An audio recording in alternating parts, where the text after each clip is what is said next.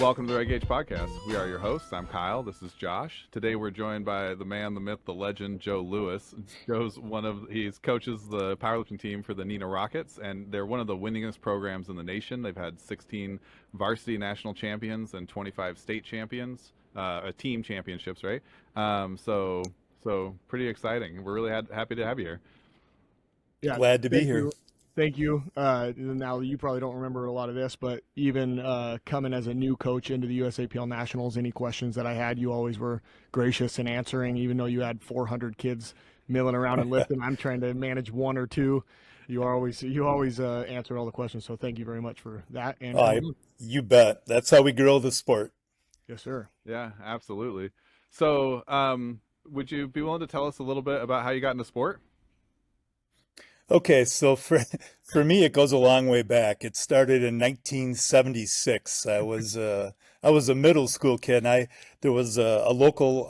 I grew up in Oshkosh, Wisconsin, and there was a boys' club there, and there was a college gymnast who worked there who was very much strength training, and he actually did have a little bit of a slant towards powerlifting. So I'm 6'5", I was a basketball player, but even though I played basketball and I ran track, I wanted to give powerlifting a try. So I began powerlifting training, I would say probably in 1979. We didn't have high school programs back then. There were 5 of us from my high school that did powerlift at that time. And Wisconsin had a strong powerlifting background going all the way back to the 1960s. 1967, I believe it got started in Wisconsin. And my basketball coach was not a big fan of me powerlifting. And he's like, damn it, Lewis, if you're going to do it, I want you to do it right. And so he also coached girls softball. Well, the girls softball coach up the road about 30 miles in Kimberly, his name was John Malin.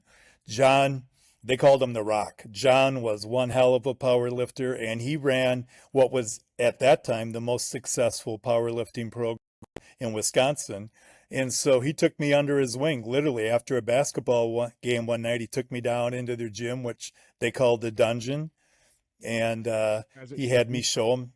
Yeah, he had me show him different form and technique, and I would say he cleaned up my game considerably. So in college, I was a decathlete. I participated in college track, mainly started out as a hurdler, worked towards decathlon, and I continued to power lift all through then. I just wasn't doing meets. And then in 1987, I got hired in Neenah as a 4th grade teacher, elementary teacher. And in 1988 is when I started the powerlifting program. With all 4th graders? At Neenah High School. No, no. I'm just thinking of like athlete powerlifter 6'5" in the 4th grade teaching, like the most intimidating 4th grade teacher in history.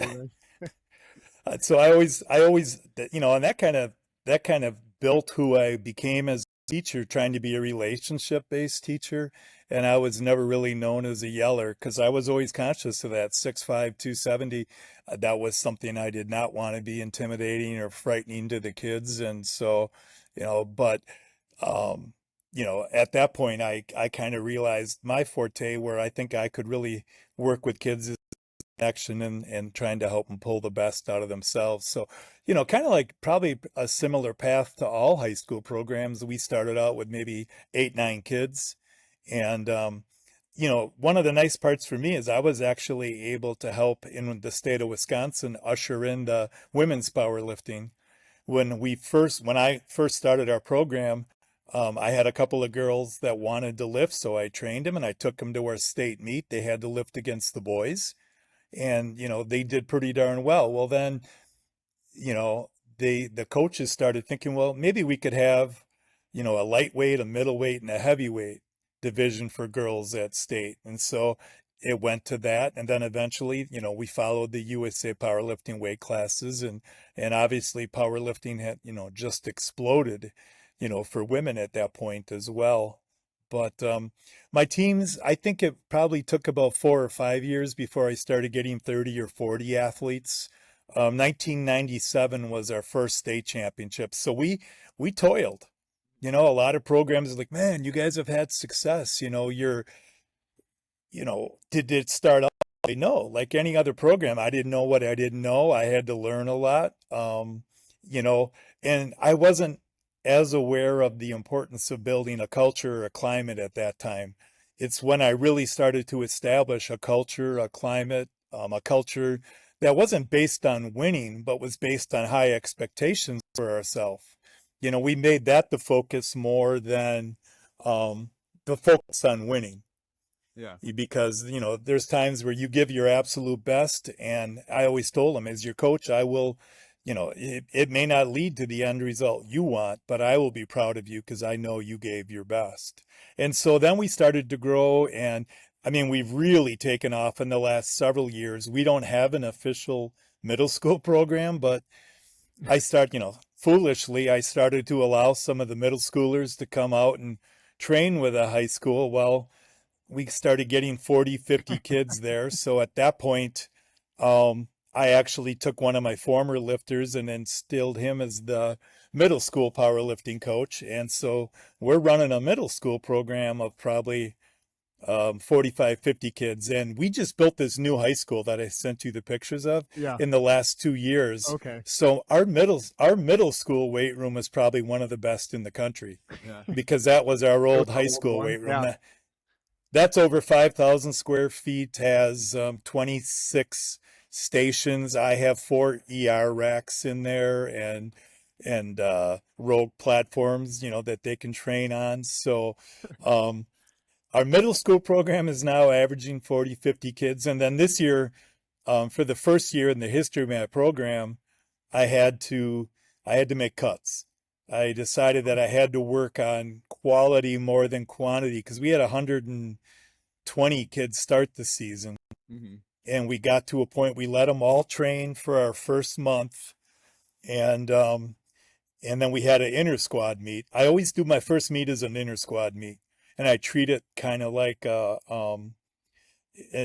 an open house. I explained to the parents, okay, now your kid didn't make that lift because Right. we got all these brand new parents to the scene too. So we'd walk them through. If the lift was good, didn't go through a lot of explanation. If it wasn't, we'd explain why. But that inter squad meet then is where I decided to make cuts. And this year we cut down to about 85. And most of those cuts, it wasn't based on ability or talent. It was work.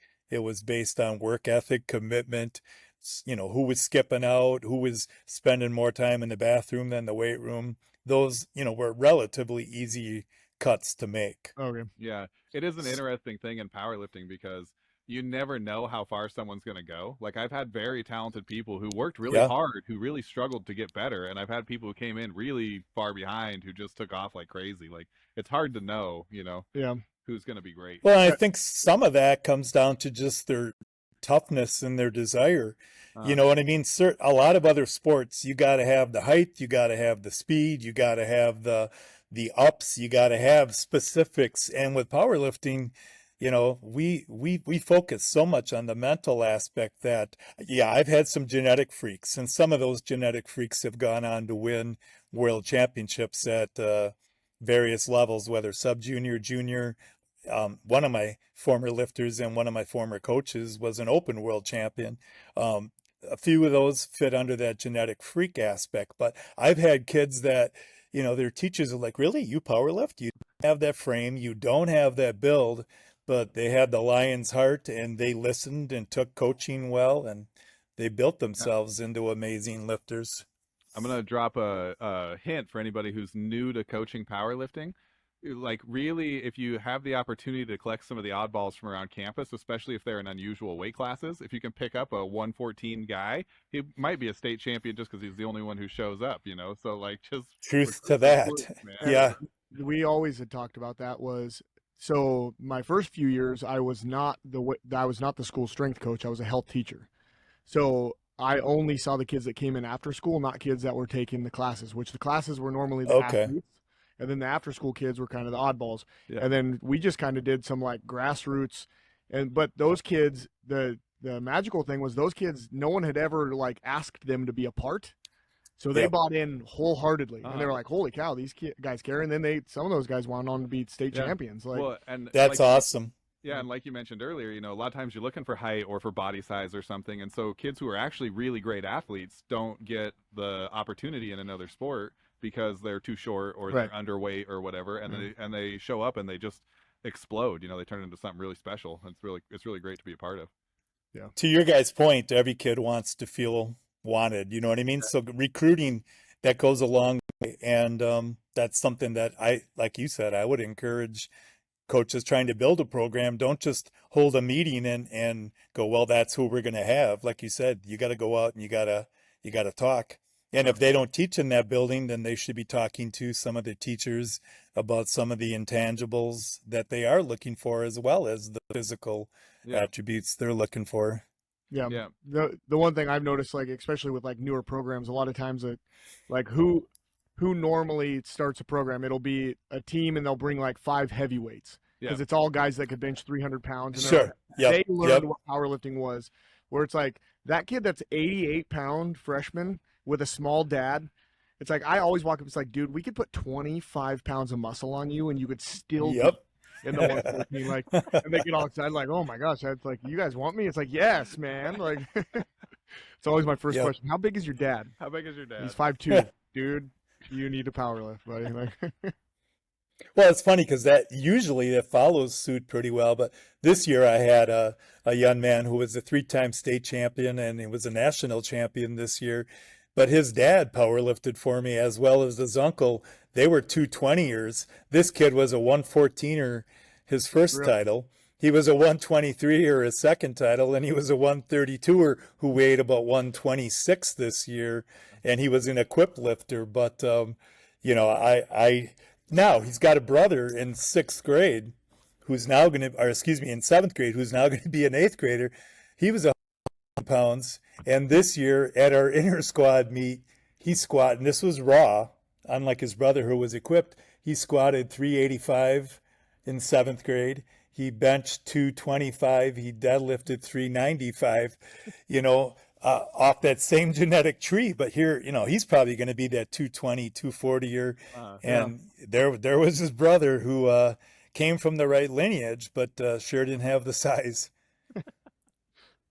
Yeah, there's a lot of like conceptions or misconceptions that people have about it that you kind of got to beat through as a coach to like one is like the girls who are 150 to 180 pounds, they already know it's cool to be strong. The guys who are 180 to 220, they already know it's cool to be Yep. strong. Yep. A lot of times the smaller athletes, they don't know, and then so we run into that thing where it becomes like a identity issue where they're afraid that they're especially with like the girl lifters, that they're not going to look the way they want to look or something. It's like they'll Yeah. point to somebody on Instagram and be like, I don't want to look like this. It's like, that person's taking steroids, and a lot of them, you're not gonna look like that, Right. like Yeah.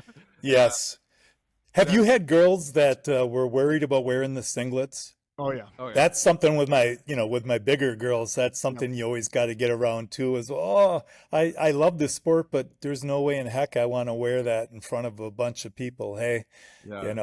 you'll get used to Try to it. tell them like you're self-conscious. Everyone else there say they're doing the same thing. Yeah. I promise you, no Yep. one is coming off of a rack and stopping and watching the next person. Yeah. Yeah. They're going into the back, like they're and like that's cool. We'll put sweats on Yeah. and we'll just right before done lift There you go. and stuff. But yeah, it is tough. And we've had in Washington, it's kind of been cool. It's probably I'd say 7 or 8 years ago, we kind of had this like group of young ladies that made it okay Cool. to lift, cool to lift, Yeah. Yeah. and we've just kind of built Nice. on it. And I feel bad because like 2 or 3 years ago, I had a girl that she took third at nationals, and she was the strongest girl. She was the strongest raw girl in Washington State. And then the next year, a girl came and wiped every one of her records off the record. Yeah. Yeah. But I had to tell him her name was Amanda, and I had to tell her, it's like, you're the only reason we had the girl. Her name was Yenny. Mhm. If you didn't do all that for 4 years, she would have never Sure. even come out. She would have never been interested. So, like, yes, did she absolutely wipe you off the face of the planet? Sure. But because of you, that happened. So hopefully, Oh, she absolutely. has Yeah. some pride in that. The other big hurdle that we have to get over, and I'm curious to see if you have the same issue, but our lifters have almost always been some of our most successful athletes, and yet we have a really big pushback from other coaches about being engaged in powerlifting. Right. So our comparatively to Mhm. other sports. Right. Like, yeah, Yeah. yeah. Has that been an issue for you? Have you had a hard time working with other programs and trying to assure them that it's okay that their kid lifts heavy? Honestly, that I'm blessed in that sense. Like I said, we haven't had the greatest um, relationship. We've had a good relationship where they support us, we support them with football. We just don't share kids very often. But with most of the sports, like one of my better lifters right now is the starting catcher on the softball team. He's like, all right, as long as you'll let her come and practice with us, before you go to nationals, we're thrilled. It's wonderful. I mean, that what she's building and her confidence, we love that. So I have a lot of kids that participate in track or softball. Soccer, lacrosse is big now here, and so we have quite a few kids, and they're all sports that spend a lot of time in the weight room. So Yeah. we really haven't had too many conflicts with that. Um, Really, I would, and this is going to surprise people that aren't really high school coaches like yourselves, but a lot of my kids are kids that have never done a sport before. Right. They want to belong to something. We're a high school of over 2,000 kids, and every kid that walks the hall wants to have a tribe of people they fit in with, they belong to, whether it's the arts, whether it's sports, whether it's, just creative people, whatever it happens to be. And so a lot of the kids that have had the most success for us never did another sport. And they heard about that. Neenah Powerlifting is kind of family centered. Neenah Powerlifting is a family. Neenah Powerlifting has your back. Once you're part of that team, you're a lifelong member, and they want to be part of something like that. And I've had kids that joined, and on day one, they're like, "I can't lift my way out of a paper bag," and I'm like, "Well, if I'm a good coach, that's my job to get you to that point." And some of those kids have gone on to win state and nationals. Do you know what I mean? So it's we don't tend now I get where you guys are a smaller high school, so you do have to share all the best athletes.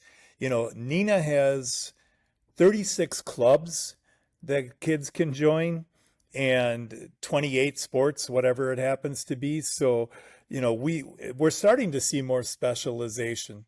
Like I love a three-sport athlete. I mean, Yeah. man, I that's the old school way of doing things. And when people ask what was your favorite sport, coach, I'd say whatever I was in at that time. Yeah. You know what I mean? That was my favorite sport. I would give everything to Fine that answer. particular sport. Yeah. But we don't have as many athletes. Now this year I had a kid who was all conference in football. He's going to play college lacrosse, and he went and he did well at state and nationals for us. So, he was one of my three sport. I had a girl that was also, she was volleyball, got a college scholarship in volleyball. She power lifted, and then she played lacrosse as well. So, we're starting to see a few kids do that three sport thing, but it takes a lot. I mean, holding down the grades, doing the three sports. And as a coach, I always try and be cognizant of how they're being pulled in so many different directions. You know what I Yeah. mean? I'm not, when powerlifting's done, like today, I started summer training for kids who want to do it, completely 100% voluntary, because, a lot of these kids are getting pulled in different directions for different sports, different activities. And I don't ever want them to feel like, well, if I don't show up, I'm not going to be given a fair chance by coach. They know that that's not how I'm going to handle that. Because are you the strength coach? Like, are you the head strength coach? Are there any No, big I strength was for coach? I was for a lot of years, but Okay. we and that was unofficial. I never got paid for it, and you guys probably understand how that goes. I The yeah, best I'd way. have I'd have different programs ask me to write programs for their sport. Then we brought in a football coach that had quite a bit of connection to the Wisconsin Badgers, and so we created a strength program for all teams, whether it was softball, baseball, and it was heavily based upon what the Badgers were doing. And it was when we built this. Well, actually, it was 3 years before we built this school that we actually hired a full-time strength coach, and it's really made a difference. It's made a, not so much for powerlifting, but for the other sports. I used to walk through a weight room, and most of the girls, if they played basketball, volleyball, track, you'd see them using 90 pounds on the squat bar, and they'd do 4 or 5 reps, and they'd be a mile high, and they were content with that. And then when we started bringing in a new strength coach, he started showing them what women were capable of, and they started watching. I'd have girls, weighing 140 pounds doing 285 for triples raw on the squat, and all of a sudden girls' minds were blown. They're like, "Oh my God, women can do that? We're that strong?" Right. Well, now if you walk through our weight room in any given sport now, doesn't matter what the sport is, you're going to see girls hitting reps now at 150, 160, 170, with a little more. We don't have our non-power lifters all go into parallel, but they're hitting them with more depth, and they're hitting them with much better form and technique. And we have like I said, we have a strength coach at our middle school as well. So the verbiage is there. So as these kids are coming up from, 7th and 8th grade, 6th, 7th, and 8th grade, they're learning the verbiage, they're learning the form, they're learning how to break down the lift. And we've definitely had more success out here. But yeah, I was the unofficial strength coach for a lot of years, but now it's a paid position, and we have a couple, and Phi Ed now is running, they're running at least at the middle school, every kid has at least 6 weeks of weight training as part of their Phi Ed curriculum. Out here at the high school, they're running 7 full classes of the weight room. So we got this beautiful facility. We're utilizing it. Use it. Yeah. Yeah. I almost feel like you're just like a decade ahead of us in all of the stories. So do you still at all ever get any pushback for the deadlift? Like I'd say we're just getting, but for my first like 5 or 6 years, just saying the word deadlift, people were like, "You know nothing. Get the hell out of here. The deadlift's gonna kill you." And it's like, man, and we still run into it, but it's been kind of nice joining like this as a conversation, because it's one of our favorite questions. Like, do you guys like the deadlift? Is the deadlift the devil? Yeah. The biggest pushback we have is from football. Yeah, I get that a lot as well. And a lot of that, to be honest, one of my high school classmates, he was a year ahead of me. His name was Steve Jurgensen. He took a struggling Oshkosh North program, built them up. That's where he and I went to school, and took him to the state title 2 years in a row. Then he transferred to a farming community just up the road, Kimberly, and he took Kimberly to a couple of state titles. And so, he is considered the guru. He was working with us here in Neenah for a couple of years. Then his son took the head coaching job at a very prominent program. Now he's joined his son. But because he was so anti-deadlift, that just literally, well, this guy wins all the time. This guy, is a god, is a football coach. So a lot of football programs, kind of shied away from it. Now, not in Neenah. Neenah, they do their power cleans, they do their deadlifts. That we don't get that pushback in Neenah, but in the state of Wisconsin, not a lot of football coaches, they want the hang cleans and stuff, and I get that. But we're getting different things out of a hang clean than we're getting out of a deadlift, for sure. That is what I always say is it, and it's always those two. Well, maybe not always, but it's almost always clean versus deadlift. And I always just try to say is like, it doesn't have to be. Right. It doesn't have to be. Right. Or both separate things. And we're not doing them for the same reation. Yeah. Right. Right. And They both have their place. Yeah. I was pretty, I don't know, I was the young one. So like it was a losing battle for me. And then one of my coach, he's a good friend of mine now, but our previous coach at the high school took me up to meet one of the head Olympic track and field coaches. Like he was the head sprints and hurdle coach at the previous Olympics. 3 of his children are Olympians. Like he's just a badass. Yeah. Yeah. we asked the football coach asked him what is your number one lift that he does, and he said heavy deadlifts for speed and posterior chain explosiveness. And I was just like, I stood up from the table. We were in a meeting. He was like, Amen. oh, I'll be damned. I'll walk away. Gotta end on a high Yep. note. It's just like, but it was funny. So, you mentioned when you started that you had, 7, 8, 9 athletes or whatever. I was hoping that we could talk a little bit about building a program because Josh and I both started in a very successful weightlifting program, and in the weight room that we grew up in, it wasn't. There was 2 400-pound bench pressers when I was in school. There was a grip of 300-pound bench pressers. There was a handful of 600-pound deadlifters. And then when he started coaching before me, and then I came in and coached for a couple of years. And the kids just thought that was insane. They're like, people can't bench press 300 pounds, or Yeah. Yeah.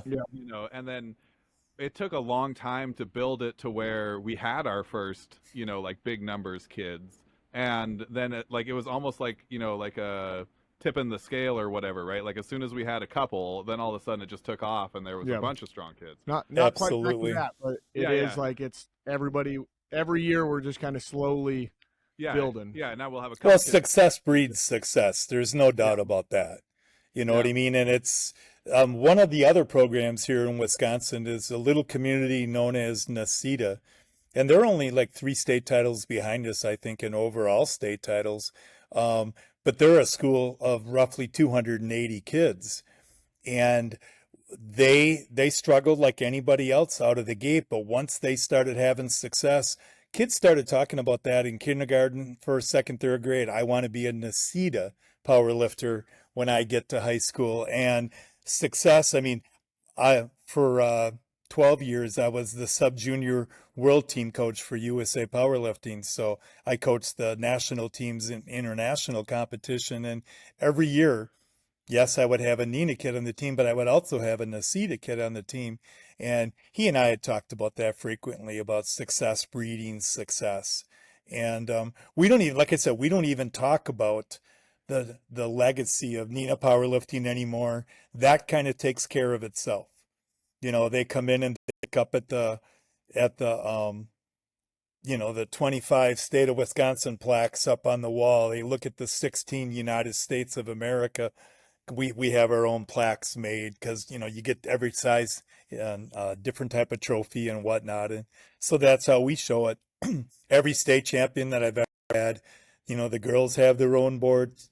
The boys have their own boards. My national champions, their names are on the boards. My world champions, their names are on the boards. And then we keep raw and equipped boys and girls school records. And so the kids coming through the middle school, they train in that environment. They look up there, and I dare them. When I come down from the high school to talk to the middle schoolers, I'm like, have the guts to look up at that and visualize where your name is going to fit. I said, it's not, you'll have to put in the work, but dream big.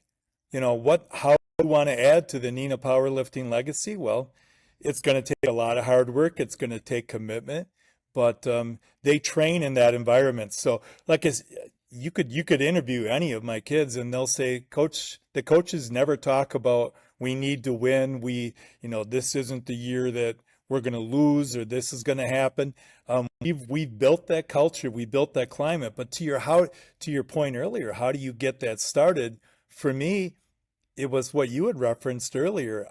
I went out and started talking to kids. Hey, we're trying to build something here. If you trust us, we're going to make you stronger. And that's just a universal truth that if their training is good, every kid can get stronger. Not every kid's going to be a bodybuilder. Not every kid's got the genetics, etc., to get huge. But the one thing that I've found to be true, even the kids that I have that train with me for 4 years, who still not state championship, all right, year one, they totaled 300 and whatever pounds. As seniors, they're totaling 900 some pounds. Even though they still didn't reach that goal of making the state meet, man, look at the progress you've made. Right. And so for me, growing our program was about teaching the kids that you belong. This is part of your family.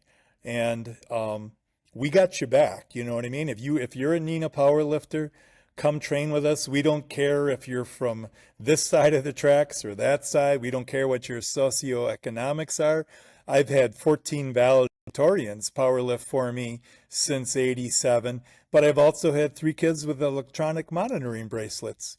You know what I mean? And they're all welcome. They're all welcome because this is our expectation. You're going to have to pass your grades. You're going to have to, follow the code of conduct, and you're going to have to give me your best in the weight room. And if you're willing to do that, then all the rest of that chatter, all the rest of that, well, that kid doesn't this, that kid doesn't that, I don't want to hear that.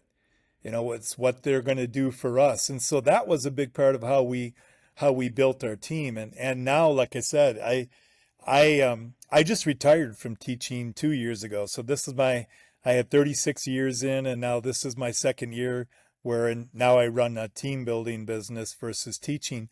But I used to get a lot of kids from my classroom. They had made a connection with me, and so they wanted to see, what it would be like for me. But now I think more of why we get the numbers we get is our parents saying some good things are going on there. Kids are walking out mentally tougher. Everything and sometimes the kids roll their eyes, but my assistant coach, Bill Hanselman, and I have been doing this together for a long time. Everything we teach equates to life lessons as well. So they understand that the ability to overcome adversity, we're not, we tell them, we're not just talking powerlifting, we're talking, relationships, we're talking difficulties in your life, So for us, I think the climate or culture we built is about being the best version of yourself, whether it's a powerlifter, whether it's a student, whether it's a friend. I think that's what has been the attractant to our program. And if you get enough, my coach has always said this, if you get enough kids out, you're going to find your studs. Right, yeah. You know what I mean? If you get the numbers, you're going to find enough kids that you can make into a upper level lifter. Yeah. Josh mentioned that 6-7 years ago we had that group, the group of girls. There's some boys in that group too who were really great, but that was a pretty small team. I think that was my first year doing it, and I think we had maybe 18 kids or something like that. But like the leadership that those kids brought to the school and the program, we went from 18 kids to like 60 kids the next year just because that's awesome. Group of kids, they were all Yep. juniors and sophomores, and they brought a lot back with them, and that was a really, really great experience. But yeah, I mean, it really is just driven by them. They gotta show up and want to be there. Yeah, I mean, like, if you're at the front of the room talking about culture, you don't have culture. Yeah. Right. Like, right. You know what I mean? Like, No, the culture is built over time, and then it just, like you said, like once you have it, you shouldn't have to talk to the kids about it. Now, it's hard, and it's always, at least in football, like that is the hot button topic, right? Culture, building culture, culture. Every time I go to a summer program, I'm also a football coach. Every time I go to a summer thing, there's seven coaches talking about building culture. But I think that they missed the boat a little bit on that one. It's just too much talking about what it's supposed to be instead of like figure out what it is and just make small tweaks to what it is towards the good. Well, where I feel blessed is in my 36 years, I've only had one coach that was not a former lifter of mine. And he was a phenomenal coach. Just life got busy for him and had to move on. But every other coach I've had came through the program. So again, you don't need to talk about culture because they understand. What was I trying to do with them? That's what they're trying to do with the current kids on the team. And so to your point, yes, the culture buzzword, and you guys are educators, that we love our buzzwords, you know what I mean? Or principals love the buzzwords.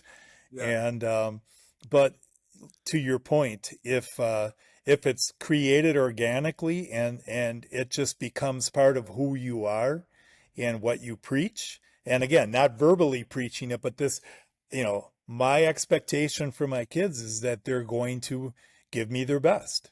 Right. Do you know what I mean? And I say to the kids, there's room on this team for every kind of a kid, and if you're not strong, I still have a spot for you on my team, but you're going to give me your best. And surprise, surprise, you may find yourself getting stronger. Do you know what I mean? And that's usually one of those things where the kid's like, wow, you're right. I didn't think I had the potential, but now I'm a 132-pound girl, raw squatting 325. How did that happen? Where'd that come from? Well, you did it, kiddo. You did it. So this is going to be the barometer of how bad of a human I am, I guess, here. But so we tell a story, and I never shared the kid's name. I think Kyle knows who I'm talking about. But there was a year where I had two kids, same weight class, and one kid was naturally gifted and just did nothing you would want an He athlete wouldn't have to made do. your cuts this year. Yes, like Yeah, just yeah. like didn't show up to anything. Terrible, kind of a cancer in the weight room. And then there was a kid that had tried his butt for since seventh grade had been lifting and Yep. was not a gifted athlete. And they made it to state and they were neck and neck going into the final deadlift. And Oh, I know where this is going. I've never rooted for a kid to lose so hard. It was my own kid that I coached for 4 years, Yeah. and he was the one that won. And I was just like, I always wondered. I was like, am I a terrible person for like? Hopefully it turned. He was a senior, so I really don't know much. Our state meet is late. Our state meet is in May, so I really didn't even see him much after that. But I was just always like, man, was I a bad person that I was rooting against this kid? Like, Hey, Hopefully in you're his own human. Yeah, hopefully in his own mind, he thinks like, I worked really hard at powerlifting and I was successful, and maybe that'll be the switch for him going forward. It'll build some positive. right. I guess, yeah. But I always want like, I don't know if I'm the only. I person kind of knew that's where that was going, and I've there's been many a time, when you have a pretty good program and a larger one, there's times where maybe 3 of the top 5 kids at the state meet are yours, right. and they may be relatively close. And the bottom line is, I tried to divorce myself a little bit of that. God, this kid is a harder worker than that kid, but I try and put on the bar, exactly what I think that kid is capable Right. of. And then they sort it out. And they'll ask me, well, are you gonna put in a number that is gonna help that kid beat me? And I'm like, nope, I'm gonna put in a number that I think could help you be the winner. But if I think that other kid's got more, then I'm gonna put that in for them as well. You know what I mean? But boy, we've all had that inner battle, and there's times where you don't show it outwardly, but I think we've all had that moment where it's like, well, karma stepped in and things happened the way it was supposed to happen there, or gee, you wish karma had stepped in and maybe helped it go the way it should have. But yeah, we've all been there. So, kind of the same. I guess not the same line, but have you ever made a huge? I'm sure you have, but like, what's the biggest? I don't know if accident, mistake. So to share mine is, there was a kid that in the state rankings was third in, I think he was 165 and 181. He was third comfortably, top like up and down in 165, and then third in the 181 was pretty comfortable as well. And so we had the discussion, where should he go? And my thing to him was, if you went to, I can't remember if it was up or down, but if you go to 181, you're third in both, probably take third. But by vacating that spot in the 165, another kid that had tried real hard, a senior, was going to make it to state. It was going to vacate a spot for him to make it to state, because we go to the top 10 amount of kids go, and it's not like a qualification at our state. Okay. It's just top 10, because some years Yeah. it's just weird. Some years we have a crazy amount that we can't handle make it, so we just switched over to the top 10, so it keeps that state meet the same amount of lifters. But then everybody made that same move. He goes to state, gets 7th, and would have taken second if he would have stayed in the 165. And I was just like, I don't know if he meant to do this, but he basically never talked to me again. He was a senior again, but we were pretty close, and he just never talked to me again. That might just because he went to the military and moved away, and we've not seen each other or whatnot. But do you have anything like that where you made the wrong call as a coach? I'm not going to use names because this kid's not even aware of it. But yeah, this was at the World Championships. This was at the World Championships, where it's the highest possible stake. And this young man was contending for a world championship, and had missed his opening bench, I believe it was. And I run scripting sheets where I have, I put down my openers, I put down potential second jumps, I have their maxes, I have all that stuff. I leave nothing to chance. I mean, that's probably one of the things I'm best known for in powerlifting is Have that in common. I'm pretty well prepared. And I turned in the, what was it? I turned in the second number, even though he had missed his opener, and it was a pretty big jump, and he just saved my butt. I mean, that's happened more than once, but that one sticks with me because it was Worlds. He had no business with how that looked hitting that, and it was just me looking at and believe me, that happened. Oh gosh, that was probably 2007, 8, 9. I think we were in Brazil at the time for that meet. And that You had a few minutes of just straight. Yeah, pain. when God, did you realize? Was it like when you walked out to the when I platform? turned around. When I turned around, but in the IPF, you drop a number, man, you're out of luck. You are out of luck. And So I'm you gotta just wait like, the whole next round and just be like, "You got this. It's gonna be fine. Don't worry." and I just walked away and I'm like, oh shit, oh my God, oh my God, oh my God. Because he he's had like, won the worlds. He had won the worlds the year before. And I'm like, did I just do this I mean, you know how much money they got to save to go to Brazil? And I mean, all this stuff is going through my head. And I'm like, oh, and he saved my butt. And if it had been one of my own Neenah kids, I probably would have gone and told him. But I didn't know if I'd ever coach him again, and I didn't want him to not have faith in me. But yeah, there have been times where kids have saved my butt. When you have big teams. I could just imagine him like seeing you walk away from the table and be like, "What's wrong, coach?" You're like, "Oh, that table guy's an asshole. That's what it is. It's the guy at the table." Yeah, got to cover some. Oh, I'm sure I was sweating. I have no doubt I was probably sweating. But similar. So we run everything in pounds. So anytime I go, and I'm relatively new to the national station, or stage. So kilos mess me up. I'm getting better. I definitely am getting better to at least I can get pretty close to what it is pretty quickly. But we had a kid that on his final deadlift, he was actually a good deadlifter, but something was going wrong. He had scratched the first two. So to qualify for nationals, we knew exactly what he needed to deadlift. We put that on the card, and they had misloaded it by like 1.25 kilo. Okay. Light. So even though it was on the card, and he got it, so we were celebrating. But I never checked the bar. He never checked the bar. But you get credit for what you lifted, right? Yeah. And we didn't realize until like this was 30 minutes later, and he was maybe the second to last deadlift. So like the racks are cleaned. And it was just like that devastation of like not the ability to not check the weight and not realize that it was light. And then a kid that just thought he made it to nationals, and his best friend made it to nationals. They had gone. We had traveled to Kabuki down in Oregon, and by like 1.25 didn't make nationals. Like that always sits with me. Yeah, he still talks to me. I think if every powerlifting coach who's been around this game for a while is honest, they have that story. We had a kid too that it was at the state meet, he needed a total to get to nationals, and you know what I mean? We screwed it up, and all that does for me is that will live with me forever in a reminder of every kid deserves your absolute focus. Every kid deserves, and when it comes to, I think one of my strengths as a powerlifting coach is I'm like an idiot savant working numbers.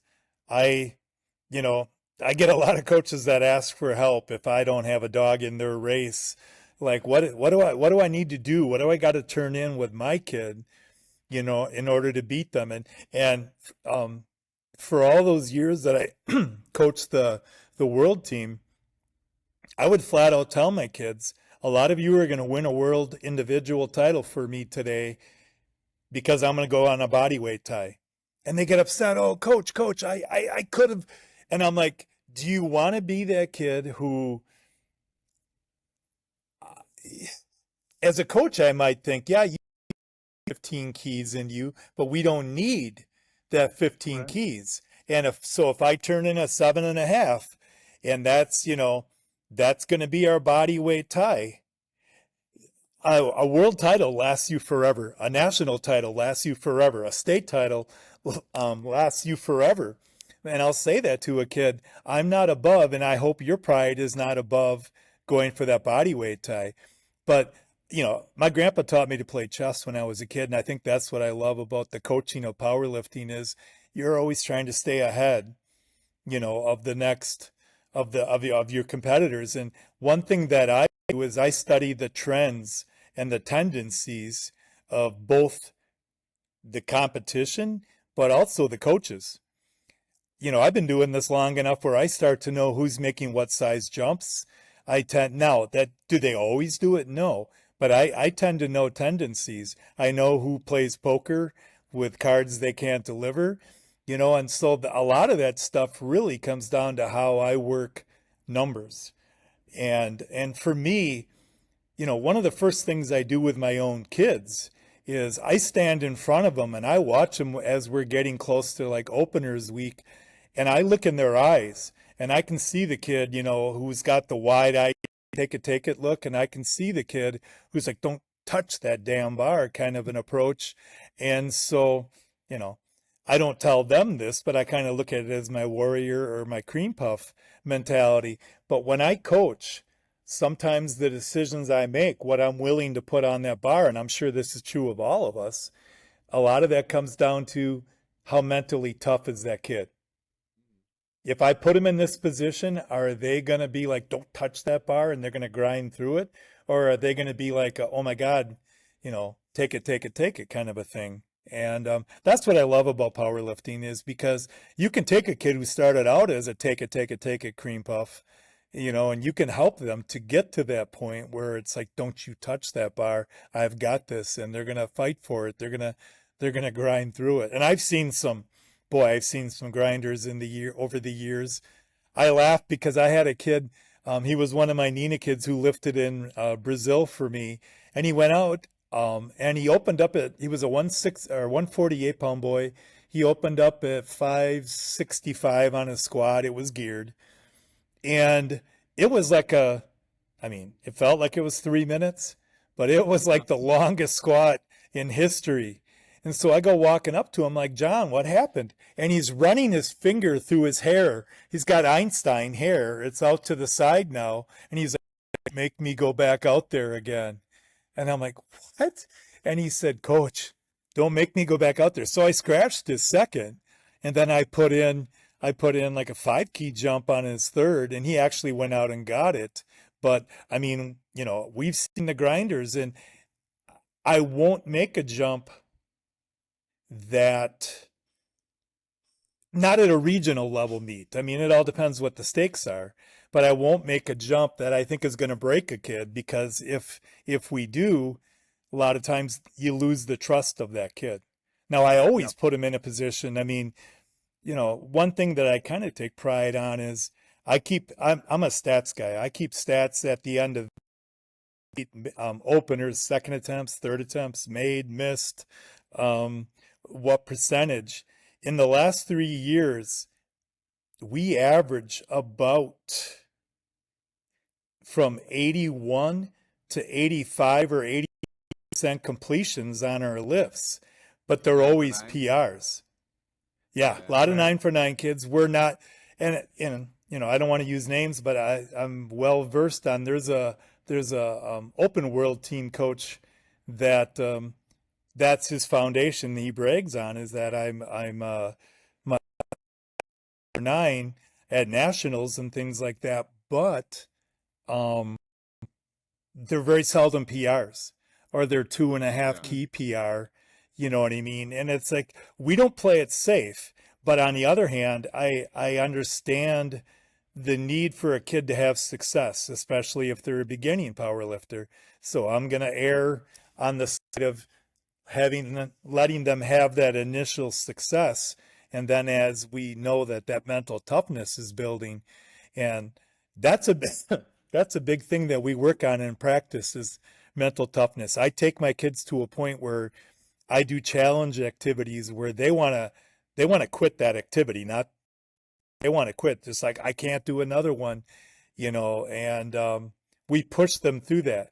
I try to spend a lot of time teaching them to learn how to be comfortable being uncomfortable.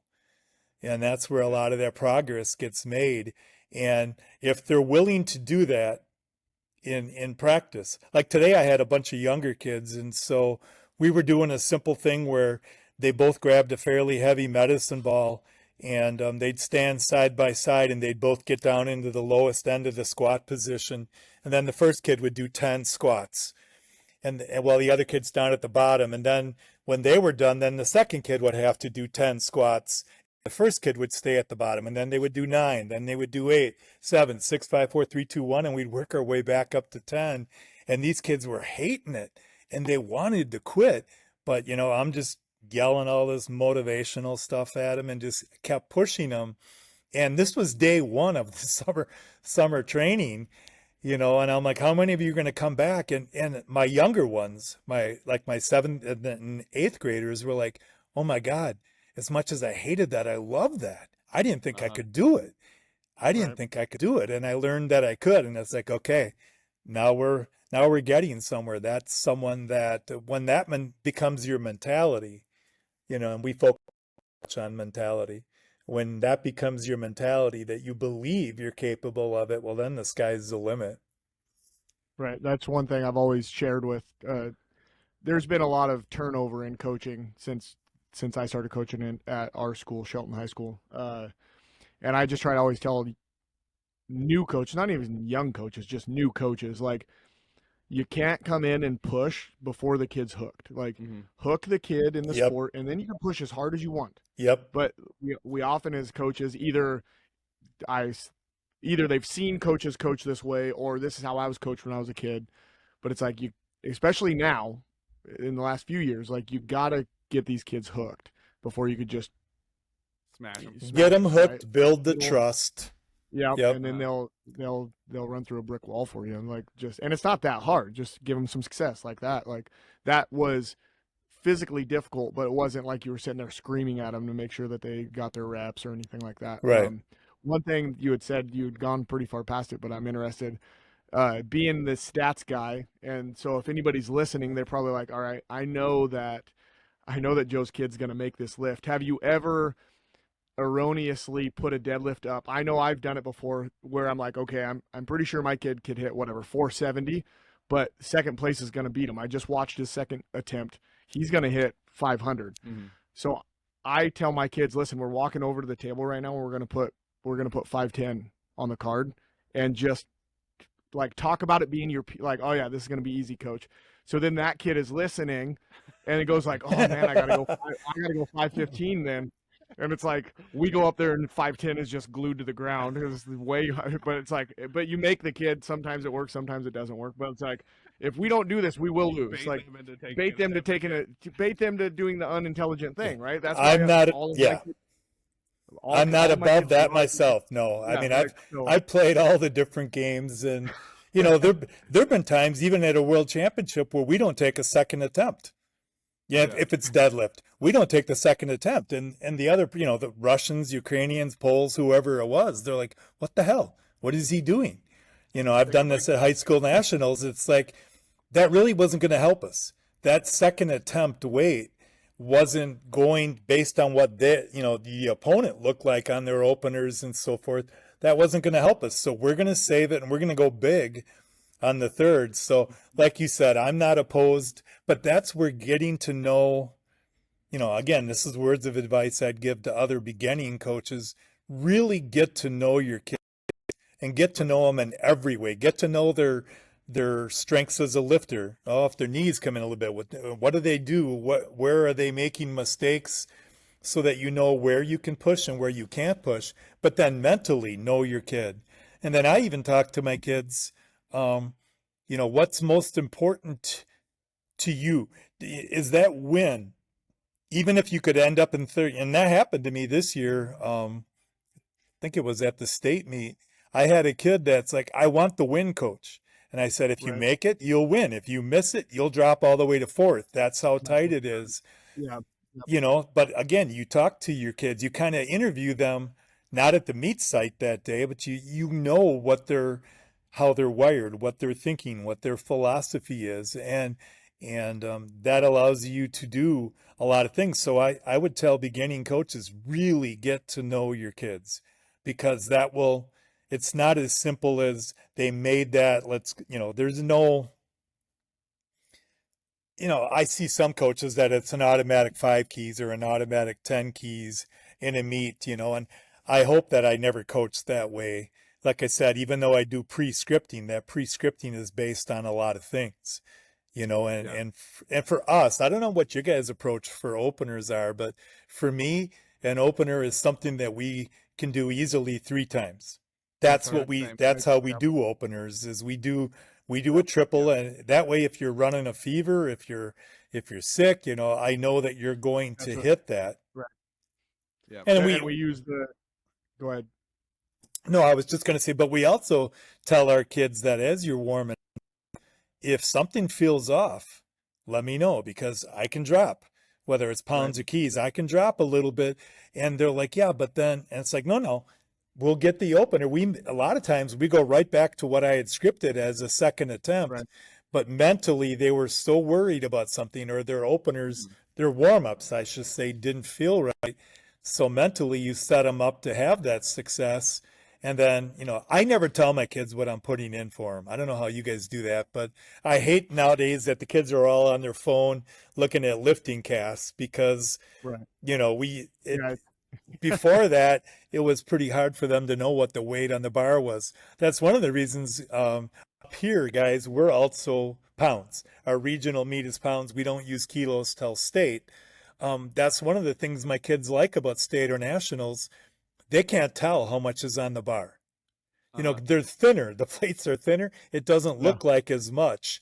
And I've had kids that are like, well, I trust you, coach, and I don't know what's on the bar. And so whatever you put on, I'm going to go out and get, Yeah. and, Yeah. So I would say we're 50-50 there, depending on the kids. The team had gotten so big over the last couple of years that the kids had to be a little bit more Independent. self-sufficient. Yeah. For okay. just how it was. But I've also had it the other way, where a kid trusted me and then they failed, and then they came back and they were just like, "Why would you have picked that?" Yeah. Why would you do that? To Because me? because I've seen a lot of powerlifting, and you could have got like that was Yes. well Yep. within your realm. It wasn't an insane thing that I just Well, and sometimes you just want to say, if you quit on yourself, you would have got it, but yeah that's not the best. I would not advise that as coaching yeah language. Yeah, we always do triple for your opener, and then 3 to 6% usually for Yeah. just somewhere in that. Yep. depending on the kid, the day, and And everything. there's some times where I try to be pretty planned out prior. Yeah. But there has been times, usually it's not until the third deadlift is where it happens Yeah. the most. But there's been times where the second one, it's like, all right, we look at the situation and it's like they could push it a little bit more, but I have the same conversation. Look, if we push, this could get us into this place, but like now we're at risk of maybe dropping down 2 places or something, and the kid Yeah, and it's crazy. You can never take anything for granted. Like we have a kind of a mutual buddy who, when we were younger, he was a few years younger than both of us, but he was going into the deadlift. He was an ultra lightweight lifter, 114, 125 something, super light guy, and he was like 80 or 90 pounds ahead going into the third deadlift. And Nice. so rather than pulling a deadlift that he knew he could get, he went for a deadlift that was his dad's PR. And Jeez. it was a monstrous jump. It was like a 100-pound jump or something. It was crazy, and it was like, we just wanted you to take a 15-pound jump. I don't remember what it actually was, but it was Yeah. unrealistic, right? So he missed that lift, and then the kid who was in second place pulled an 80-pound PR to win on body Yeah. weight or win by 5 pounds or whatever. And it was like, man, if you had just stuck with the plan, like that kid pulling that 80-pound PR was everything that kid had. He was That's gonna be a cornerstone memory for the rest of his life. You know, he did not have 95 pounds in him. Yeah. You know, if you had just done what you're supposed to do, you know, so you Well, can't get cocky about let me ask you guys this. Up here, you know, are you guys seeing with the advent of all these online coaches and so on and so forth, are you finding that the kids are starting to think they know a lot more than maybe some of us that have been doing this for a while? Yeah. You know, God, what was the term? We just had a kid that transferred, and he's getting very strong. He transferred from our school, and it was just life stuff, but transferred to another school. Very strong kid. He's very impressive, good kid. But he came. He was saying that after the season he's going to do a little bit of body recomposition, and he said he called it recomp, and he's like, "Do you know what that is?" And I was like, Julian, his name's Julian. He's like, he's a good kid. He's great. But I was yeah, like, Julian, you lift more than I've ever lifted as a grown man. You're stronger than I am right now as a high school junior. yeah. But I promise you, I know more. yes, Like, yeah. it's going to take you 20 years to get to where I'm at, bud. Like, yes, I know what recomposition is. Thank you. Like, but he's got a fancy online coach and everything. So, You know, and I like that a kid's a student of the sport and that they're out there yeah, looking at things, but my God, they bring a lot of harebrained things to me. And, you know, for a long time, my kids are like, well, I want to do West Side Barbell. And I'm like, you do realize the level of elite athletes that are utilizing West Side Barbell. And then they started, we want to do Shiko. And I'm like, well, we can do some modified Shiko approach. But, you know, I ended up with one of my assistant coaches. His name was Dan Williams. He was the open world champion in the Yeah, I know that 198s. name. Yeah, Dan was a great guy, great athlete. Dan was 11 times body weight, you know, in his total. Yeah. And Dan would do Shiko. He and Alyssa Hitchcock and Jesse Betzinger, they were all assistant coaches of mine. Jesse and Alyssa had won junior world championships. Those guys would do the Shiko workout, and they would try and get me to do it with them. You know what I mean? And I'm a master. I was competing as a master lifter at that time, and they were doing 3.5 hour workouts. And I'm yeah, like, you know, as a master lifter, it's like, there's no way in hell. You know, I'll do a modified version of that. And for high school kids who think, well, but some of the world's best are doing West Side Barbell, they're doing Shiko. Why can't we? It's like, you know, you're not ready yet. You're not there. You're not Yeah. ready. You can't handle that volume. You can't handle that Yeah. intensity. we talk about that quite a bit. Is like you can't. I think it was my second year. We went to a school with a guy that played for the New York Jets, and he brought the head coach. He brought the New York Jets workout, and the head coach said, "We're doing this." So that's fantastic, but we're not the New York Jets. First off, the whole workout was just prehab and rehab Yeah. because they're goddamn NFL players. Like Yeah. it Yeah. had nothing to do with getting better. Right. They're They're just getting your all knees to feel yeah, good and your hips yes. to Like feel so, good. And like just because really really strong people are doing it, that Mhm. isn't necessarily what they did to get to that really strong point. The West Side Barbell, you're probably not taking the extracurriculars that they were all using. Yeah. You're not Yeah. putting Right. out the multiply lifter. Yeah, and know. you don't see the 40 guys that are wheeled out back in the wheelbarrow and dumped in the trash that didn't make it through you're just only seeing the humans that survive that Yeah. program. Right. The Shaco is another good example because I hope I'm not getting my wires crossed, but I believe all the Shaco programs that are numbered because the people are like, oh, I like 42 or 11 or whatever. Those are all written for an athlete. So those Yes, are all specific. descriptive of a specific athlete that he worked with. So like 42 is a female athlete that he worked with who had 23 years of training experience and was 137 pounds, and you know like that's who that program was made for. And he's a very very sharp guy who wrote something really specific for the training history and the goals and the Yep. you know every other thing. They aren't written for you. They're not Yeah. a for you You program. could take the principles, yeah. some of the principles, but you're probably going to have to modify. Yeah, of and them. there's, Like, I mean, obviously a lot of really great thinking that goes into those programs, but like they're, you know, you got to understand what's going on before you start, you know, playing with fire. Yeah, there's definitely no one size that fits all in this sport. And I think about a lot of the athletes I was able to coach as a sub junior. They weren't my athletes in my program, but you know, Ian Bell and you know, Caleb Williams. You guys remember Caleb going way back? Caleb was a 132-pound open champion when he was 19 or 20, and then he went into Olympic lifting. But these were guys that all lifted for me at the sub junior worlds.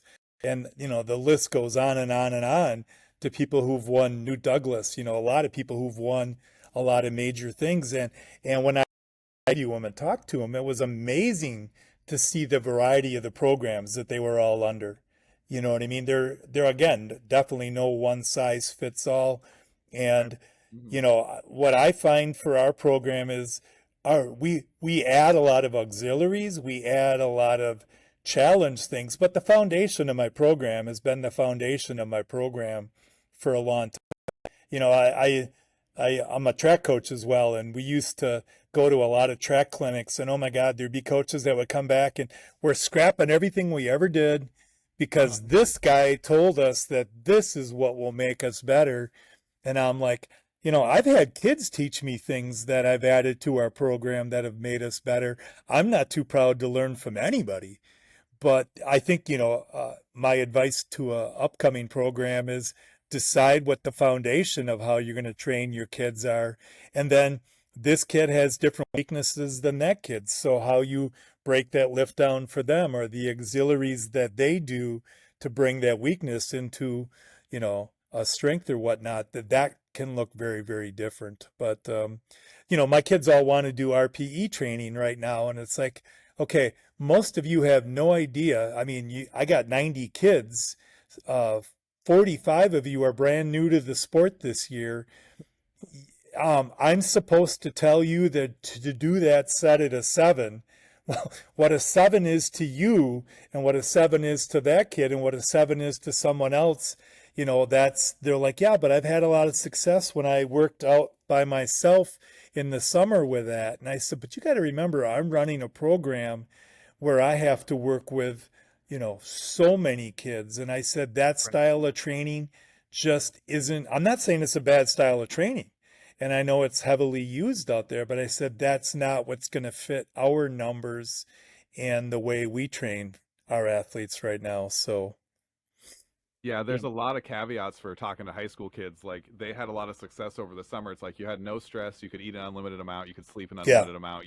You're 17, 16, 15. You're going through puberty. It's your first year of lifting. Yeah, literally anything you do is going to be successful, right? Yep. And then there was a really fun study done not that long ago, and I wish I could remember who wrote it, but they asked people, like, what is your 10 rep max on bench press? Like, train people had a year or two of training, right? And so they'd give a guess, and they'd be like, okay, come into the lab, and we're going to see how many you can do with that weight. So they load the weight up. Yeah. And on average, they underestimated their 10 rep max. I think it was by 4 reps. Okay. And so when you start getting into that, reps in reserve or perceived exertion, you start getting into a real fuzzy space real fast for like, well, what does it actually, like you talked about making tough people. And it's one of the reasons why I love the squat is because my very first time lifting weights, my brother took me in on Monday. He's like, Monday's International Bench Press. Let's do bench press. I was like, okay. And then we get in there and every bench is full. And so he's like, squat day. And so we did squat.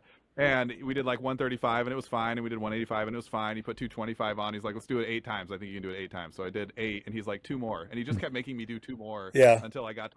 But like at 11, I thought I was going to die. I thought like the world was ending, that if I sat down again, I would get crushed by the weight. I would be dead forever. And, my brother is a big guy and massively strong. Like he could pick me and the 225 up and do curls. And so I wasn't really in any danger, Yeah. And so but that really made me fall in love with working out was that extra, what is that, 7 reps, right? Yep. But most people don't know that they have that extra 7 reps. And so when you get into doing the auto regulation, you got to have a little experience. You got to spend a little time flirting with failure and, and suffering. Guys, I need to take 1 second. My computer is showing it's at 8%, and I just noticed I came unplugged from the wall. So I'm just going to go plug that back in. Otherwise, we're going to end quickly. Yeah. It'd be really funny if he never came back. I'm here. He's like, Joe's just like gone. Oh shit, guys! I started coaching. No, this is fun. Got bored. He didn't want to talk anymore. This is fun. Okay, what you got next? So, yeah, I got one for you because one of the things that you've talked about a few times is about giving your best. Do you spend a lot of time like building like leadership or captains in your program? Okay, so we have a leadership council and we have mentors. So my leadership council, I pick 4 2 boys, 2 girls, but then I allow up to 6 other kids to apply for that position. And then the other coaches will vote on adding to that. So our leadership council, they speak up at our meetings. They after meets, I always do debriefs the next night, and they address different things. So they work ethic. They may talk about team support of one another. They may talk about sticking around to do your auxiliaries and not trying to sneak out. So my leadership council becomes a very valuable thing for me there. My mentor group, we actually organize mentor time. We may talk about handle grades with the workload of what we're doing. We may talk about goal setting. So before our first meet, we're going to talk about how do you set goals. And yes, there has to be a certain amount of realism to your goal, but on the other hand, don't sell yourself short. Put out a goal that that you're going to be super proud of if you can actually obtain it. So our mentor groups work on different things like that as well. We don't vote team captains. I used to, and I kind of got away from that because a lot of times the kids that were voted as captains were either great lifters, but not necessarily your leader type kids, or they were the most popular kids. And we talk about leadership all the time. Some of my best leaders are the kids that don't say a whole lot, but my God, if you want to know why they're successful, watch them. And I'll say that to kids, why do you think Aiden is doing so well? Have you watched him? Have you watched his intensity? Have you watched how he approaches his sets, his reps, his auxiliary work? He's the first one in and he's the last one out. So we tell kids that's leadership. That's something that you guys can look for and watch for as well. But to your whole point, like I said, we really focus on the entire mentality of how you approach everything. We talk about being intentional. You can come in here, go through the motions, and you're not going to get 1 ounce stronger. You know what I mean? And quite frankly, during the summer, I have this talk with all my kids. You're not going to be training with us, that's fine, but make sure people who actually know what they're looking at are being honest with you about your form and your technique. I don't want you to go off and spend a summer doing 1,000 reps on the squat and you're pitching forward and your knees are coming in and you know what I mean, you're not doing it correctly. So we spend a whole lot of time talking about being intentional, doing everything we do with a purpose, with a reason, and trying to execute it fully. And then basically from the first week of practice, I ask every veteran, whether they're just a sophomore returning from 1 year, I ask them to help coach their platforms. Because I have 12 racks. I sent you that picture of that Lewis, they call it the Lewis rack. Dynamic Fitness, I worked with their engineers to create that because if you got 90, I have 12 of our 36 racks in this weight room powerlifting gets during our season. And if you got those J hooks and you're trying to adjust that for the height of the kids, with 90 some kids, we'd be there for 4 or 5 hours. So I worked with our engineers to create that system where those racks can go up and down like that. But where was I going with that? Oh my gosh. What started We were that? talking about your leadership in the team, your student leaders. Yeah. And then you said your returning ones, you always ask them to coach a rack. Oh, there you go. Yeah. Okay. So be coaches. Yeah. And that's just it. Yeah. I tell them, if you see a kid, because at any given night, I may only have 5 or 6 of us as coaches in the weight room that can watch. And, years and years and years ago, we gave up the idea of standing in the middle watching them. I mean, I'm watching 2 or 3 reps and I'm giving feedback on every rep. Maybe not every rep, but every set they're getting feedback. And, and if they're, if they need to get the chin up, to get the chest high, hinge back on the hips, your knees are coming forward, your knees are over your toes, your knees are coming in, so we have a whole bunch of cues that we work with, but we can't be at every platform for every rep. So I tell kids, Now, we have to coach them in how do you tell a kid how to do something, so you don't come out sounding like an a-hole. You gotta have a certain way to tell a beginning lifter what they need to do, but so we really work with trying to get our kids to help coach each other. And I always found that once you know what someone is doing wrong, it tends to make you a better lifter. It tends to make you a better athlete. Same thing with my hurdlers. When a hurdler comes back and he asks me, well, how did that flight feel? How did it look? I'm like, well, how did it feel? And I always have them start by telling me, well, yeah, I think my trail wasn't doing this. Okay, you're right. You're spot on. And once they get to know that, it gets a lot easier for them to make corrections to it. And I'm not opposed Yeah. to popping out my phone and videotaping them if they can't seem to get it in their head. I keep Right. telling them, you're still doing this. You're still, what? Then you show it to them, and sometimes that brings a light bulb. It's like, oh, okay.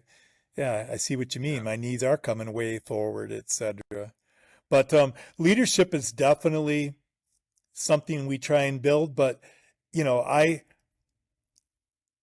like to see it develop organically. And when I do see it develop organically, that's when I take a moment to say to that kid, pull him aside. I liked what I saw.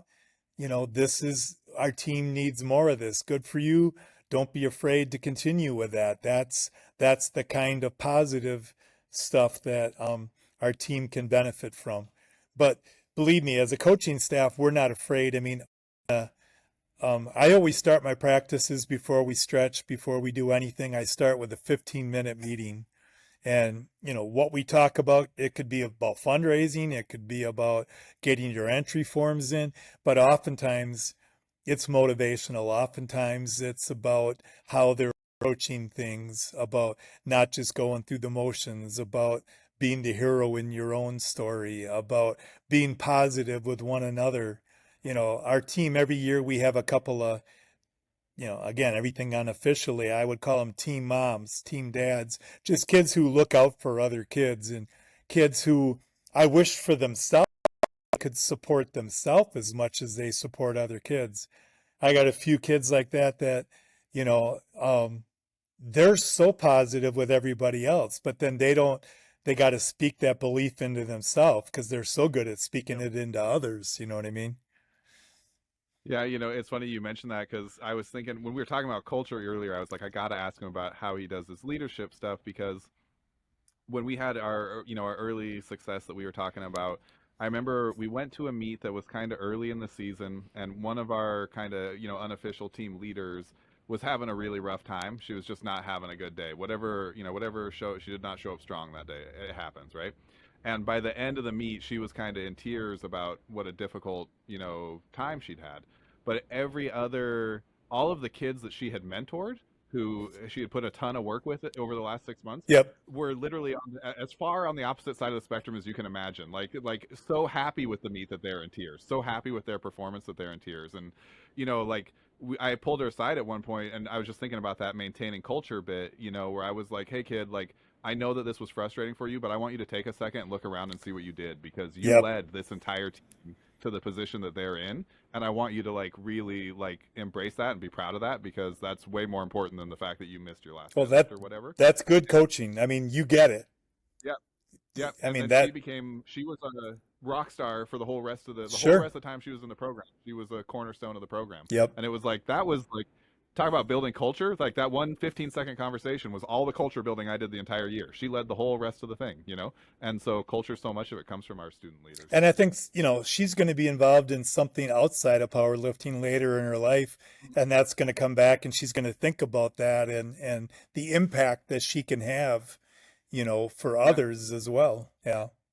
yeah, Take a little bit of a pivot, but I think that this would be a good addition to kind of the way that this conversation has gone. Is do you have you guys might have been doing it so long that you have some things that might not work for everybody, but do you have a good fundraiser that has worked for you guys that might be like from the in the weight room or something that could go grassroots? Because I know that you guys got to fundraise a lot. You guys send about 7,000 kids to nationals. Like I remember you told me about how I asked. So this would have been at high school nationals 2 years ago down in Baton Rouge. Yes. Yep. and I had asked you just how the hell do you get everybody here? Like, I had 2 kids, and it was my hair had fallen out over 2 kids, and I'm just looking around and like, you had so many kids, and you had told me the story about having a bus and stuff. Yeah, So, we tend to raise 30 or 40,000 a year, and it's not it the nice part for us is it's not knocking on any doors. We're not selling candy bars. We have two main fundraisers, and one of them is our competition shirt. So we sell sponsorship. So our sleeves are $300 for their logo on our sleeve. Then a large 2-color logo on the back is 200, and then it's called a Friends of Neenah Powerlifting Mention, where it would just be like the Johnson family or A&W of Neenah. That's 100. And so we tend to raise 12 to 15,000 just on those sponsorships. So that's easy. that's one of ours. But the simplest one is our penny a pound sponsorship.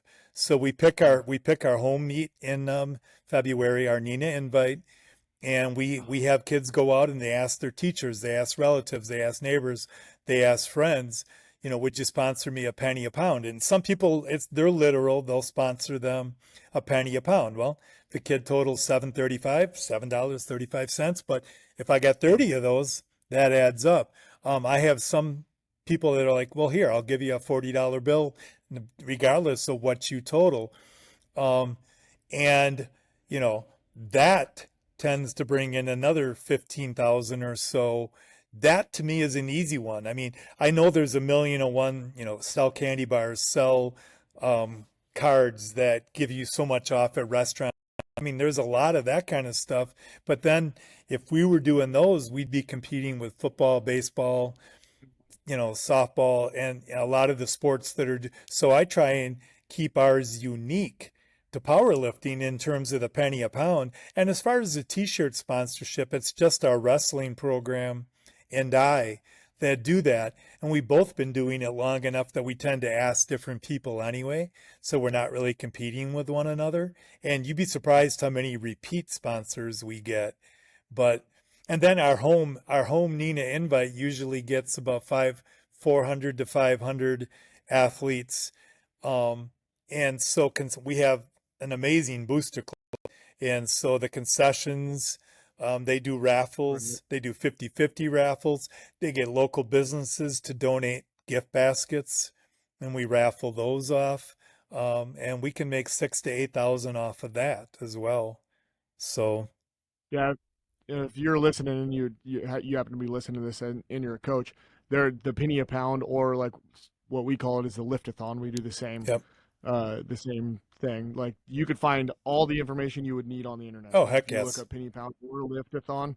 There's people that have done all the paperwork. The first time I did it, I literally didn't make anything. I deleted someone's school and put my school on it and had all of the information. So, and we're not even going to give them credit right now. I wouldn't know that. 10 years ago, I wouldn't know who it was anyway. Well, to me, that's good coaching too. Don't reinvent the wheel every time if you don't have to. No. Especially if you're tied to a school and you don't know everything about a school, do not try to reinvent it, because you're probably going to mess it up and you're going to be in some hot water when the auditors come. So do the things that people have, and that is always our biggest. That's always our biggest, and it's super easy. I just tie it into either meet or maxes, depending on when we do it in the year, just like the end of the trimester maxes. So it's super simple. The kids are already doing it anyways, and it's not a lot of work for the kids. When I have my first meeting with the parents at the inter-squad meet, that's also my first really big booster club meeting. We talk a lot about the penny a pound, but I also, and it's not my job to parent their kids, but I also kind of say to the parents, I'll tell you what, if your kid expects you to bail them out, because what I tell my kids is you have to bring me 8 sponsors per year total. That's a minimum. That's a minimum. So, if a kid totals 300 pounds and they don't ask a single person to sponsor them, then they owe us $24. But what I tell the parents is, please don't bail your kids out. Make them. If they're not going to go ask people, make that their work earnings, or make that come out of their allowance or whatnot. Because we're trying to build responsible young men and women. You know what I mean? So Yeah. I'm not saying that that's a mandatory thing, but and I remind my kids, nobody's going to knock on your door and say, "Hey, are you doing a big fundraiser? Because I got a bunch of money in my pocket that I'd love to give you." I said, if you don't ask, you're not going to get a yes. So just get your butt out there and ask. And I said, if you ask 200 people and 30 say yes, that's a lot of money. That's a lot of money. Yeah. Yep. Just can't be afraid of the no's. Yeah, you're gonna get a few of them. Yeah, I'm probably going to get a lot of them. Another That's fine. another thing that I do with my kids that it's a personal thing for me. We do a lot of community service type stuff too. At our inter squad meet, we do a Toys for Tots drive, and we usually collect 200-300 toys that we either donate to a local abuse shelter or to the Marine Corps Toys for Tots program. We have a food pantry within our high school too, and so we collect canned goods and things like that. For my Neenah meet, I started 2 blessing boxes in Neenah, which are where people can come and take food items or personal hygiene items. I fill it. Other community members fill it. It's kind of a philosophy: take what you need, bring what you can. We have other programs bring, and they donate that towards that. We do a plane pull for, I don't know where you guys are from, if you've ever heard of the Old Glory Honor flights, but they take veterans to Washington D.C. to see whether it's the Vietnam Memorial or the World War II Memorial or the Korean War. So we have a big plane pull up here where you got to pull a full-size FedEx plane, and you can only have 20 members do it. And so we raise money. You go out and get sponsored to do that. And, we've done pretty well in that plane pull. The only team that's really beaten us almost every time it's a group of prison guards. And the smallest prison guard in that group is like 260 pounds. Most of these guys have calves that are the size of people's heads, and the funny thing is I'm doing pulls with my 132-pound girls in there and my whatnot, but we usually place pretty well. For 15 years, we've done Special Olympics polar plunge.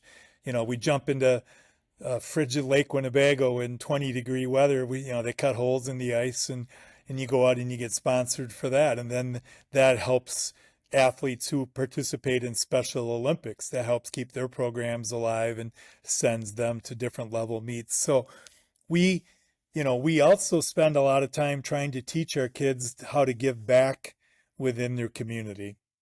Community service is kind of a big thing for me. And so I've also made it kind of a big thing for our kids. Well, now wrestling is doing something similar, and baseball is doing something similar. And, I like that that's catching on too. Yeah. Yeah, that's fantastic. Yeah.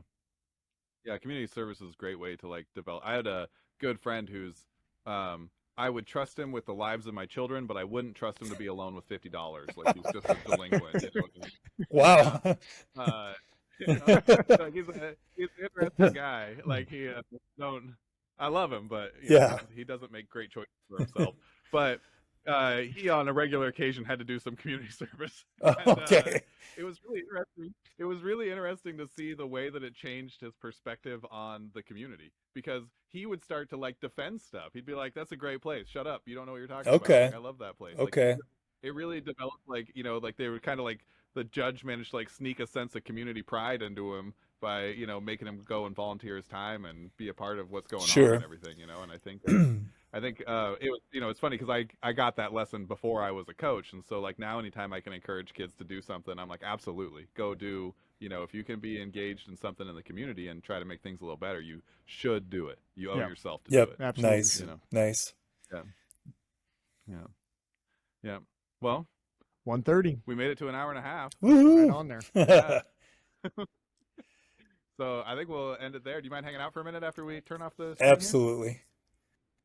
All right, cool. Yeah, I will. No, I knew what you meant.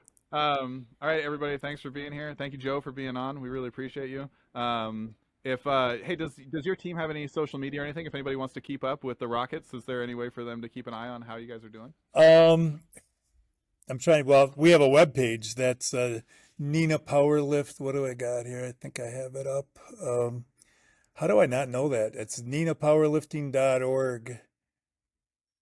No, this one's I run so many websites for our state coaches. It's neenahpowerlifting.com, and they can follow us through that. But I don't run the social media aspect. Our parents tend to run that. So even though I'm on Instagram and I'm on, definitely on Facebook and so forth, but I don't know exactly what our Neenah Powerlifting I'm sure Neenah is not the most common. No, yeah, right. Yeah. Wisconsin has a lot of Native American names up here. Yeah.